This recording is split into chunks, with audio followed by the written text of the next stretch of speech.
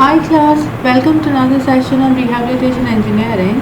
So let us move on to the third unit, which is therapeutic exercise techniques. Now here we are going to study different exercises that a physiotherapist or an occupational therapist uses to enhance the functionality of the disabled person. So these exercises can broadly be classified into this long list. So they are coordination exercises, balance training, gait training, relaxation and re-education exercises, strength and mobilization exercises, endurance and postural exercises, ergonomic exercises, again, and lastly hydrotherapy and suspension therapy exercises. So let us just discuss them one by one. Starting off with coordination exercises. So we all know what exercise is, right? So what exactly is coordination? So coordination is the ability of a person to use the body parts or to move the body part smoothly and precisely for achieving a specific goal or achieving a specific target. So when you are doing that, constantly your muscles are either contracting or relaxing. If you are performing an activity, your muscles are either contracted or relaxed, and that depends. And contraction and relaxation of a muscle is totally dependent upon the motor units of the innervating that particular muscle. So motor units are either activated or deactivated, which results in the contraction or relaxation of muscles. Now, to explain coordination, right? So first of all, you have let us take. I have taken the example of a coffee, of having a cup of coffee.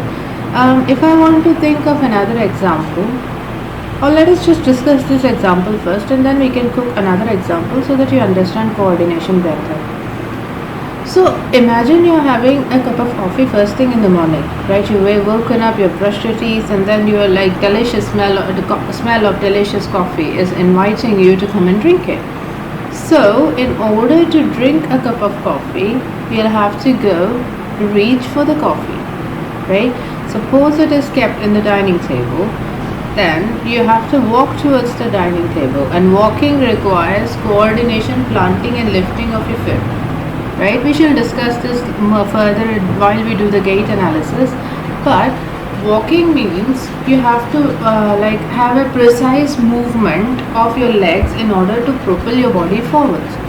Now once you have reached the dining table, the coffee is not going to automatically come into your mouth, right? You have to make an effort to pick up the cup of coffee and drink it. So in order to pick up the coffee cup, you have to first of all reach for it, which means your arm has to extend, right? So that would put your biceps and triceps into work, right? And once you have reached the coffee, you have to curl your fingers around and form a palmar grasp. You have to grasp the cup of coffee and then flex your arm. So your bicep has to contract, and which facilitates flexing of your arm. So once the arm is flexed, the coffee is near your mouth, right? And then you have to make an effort to actually take a sip. So all this is like coordinated movement. Like you can't interchange any of these activity. You can't say that, oh, I'll first of all drink the coffee first and then go and reach for it. That's not possible. If you want to drink the coffee, you have to reach for the cup, lift it and then drink it. So this sequential performance of activity requires sequential activation and deactivation of certain muscles, and this sequential work or the sequential list of events is called as coordination. So if you want to define coordination further, then performance of sequential activity in order to achieve a target is called as coordination, and in order to perform sequential activities, you require sequential contraction and relaxation of a certain muscle group. It has to be only one muscle group. For example, it's like, oh, my triceps is feeling a bit lazy, so let me just use my biceps to extend my arm. That's not possible, right? If you want to extend your arm, you have to use your triceps. I think I have explained coordination very well here. So if we try to use another example, let us for example take cycling, right?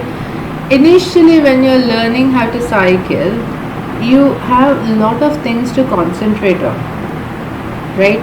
So but as you get I mean, as you have mastered the art of cycling, so when you want to go to a reach for a destination, you need to know exactly what your goal is. You need to know the path that you're gonna cycle towards your goal, and then first of all you have to get yourself seated in the cycle. Your arm has to extend and hold the brakes, and then your foot has to like constantly pedal it. So that is the cycling of the legs has to happen. Now, if you see an obstacle, you have to press the brakes. So all these are coordinated sequence. You can't just say like, oh yeah, I'd like to press the brake first and then start pedaling.